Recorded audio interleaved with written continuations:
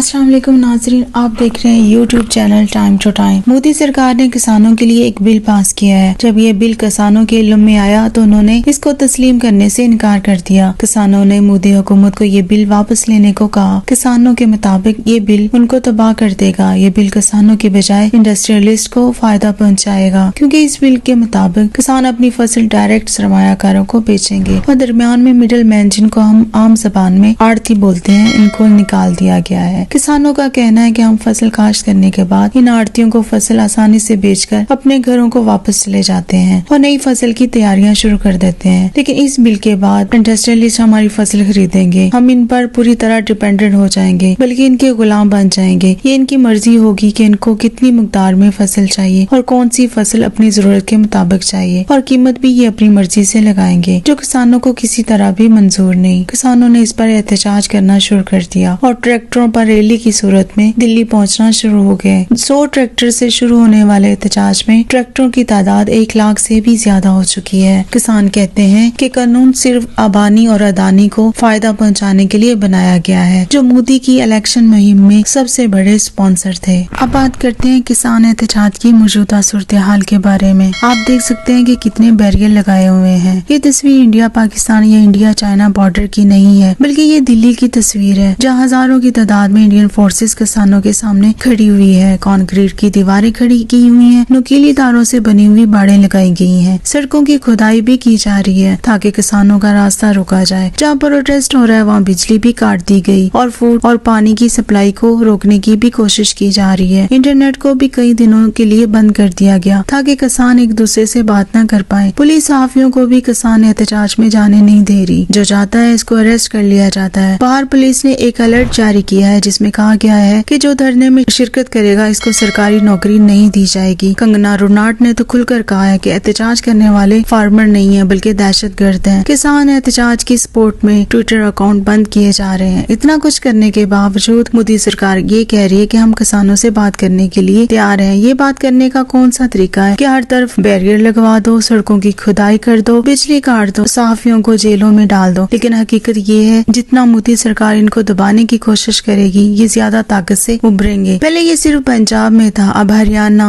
उत्तर प्रदेश और राजस्थान से भी बड़ी तादाद में लोग इस एहतजाज में शामिल हो रहे हैं। अब बात करते हैं इंडिया की आवाम के बारे में, जो इस सारी सिचुएशन पर खामोश बैठी हुई थी। फिर रिहाना ने एक ट्वीट किया जिसमें इसने कहा कि हमें इस पर बात करनी चाहिए। ये एक जेनरस सा ट्वीट था जिसमें रिहाना ने ना किसानों की सपोर्ट में लिखा और ना ही मोदी हुकूमत के खिलाफ लिखा और ना ही इंडियन आवाम के बारे में कुछ गलत लिखा। लेकिन इस ट्वीट के बाद इंडिया जाग गया। लोगों ने सबसे ज्यादा गूगल पर रिहाना को सर्च किया। कहीं रिहाना मुसलमान तो नहीं, ISI के एजेंट तो नहीं। रिहाना के खिलाफ प्रोटेस्ट शुरू हो गया। रिहाना के पोस्टर चलाए गए। फनकारों की बड़ी तादाद ने रिहाना के ट्वीट पर ट्वीट करना शुरू कर दिया। फनकारों, सियासतदानों के साथ साथ इंडियन क्रिकेटर भी बोलने लग गए। लेकिन इन सब ने किसानों के बारे में कुछ नहीं कहा कि वो इतने महीनों से एहतजाज कर रहे हैं। मोदी हुकूमत मुज़ाकरात करने की बजाय इन पर जुल्म कर रही है और इस एहतजाज से दुनिया में इंडिया का जो सबसे बड़ी जमहूरियत है इसका गलत असर जा रहा है। इस अहम मौजू पर कोई भी बात नहीं कर रहा। किसानों ने इंडिया के जमहूरी दिन लाल किले पर खालिस्तान का परचम लहरा दिया। मोदी सरकार ने अपनी गलती तस्लीम करने की बजाय इन किसानों को पाकिस्तान का एजेंट करार दे दिया और कहा इसके पीछे पाकिस्तान साजिश कर रहा है। किसान तहरीक जो दिन ब दिन मजबूत हो रही है और ज्यादा बुलंद हौसले के साथ आगे बढ़ रही है, जो इंडिया की सलामती के लिए खतरनाक साबित हो सकती है, मोदी इसे पाकिस्तान की साजिश कहकर नजरअंदाज कर रहा है। कहते हैं जब जुल्म बढ़ता है तो मिट जाता है। किसान तहरीक मोदी के हर तरह के जुल्म बर्दाश्त करने के बाद तहरीक खालिस्तान की शक्ल इख्तियार कर चुकी है। अगर इनके मुतालबे ना माने गए तो ये अपना मसला समझकर इसको खुद हल करेंगे। किसान तहरीक खालिस्तान के लिए एक कदम के फासले पर खड़ी है। अब देखते हैं मोदी इस एक कदम को किस तरफ जाने देता है। इंडिया जो हमेशा से कहता आ रहा है कि खालिस्तान तहरीक पाकिस्तान की इंडिया के खिलाफ बहुत बड़ी साजिश है, मगर अब दुनिया देख रही है कि इस तहरीक की वजह कौन है, इंडियन सरकार या पाकिस्तान।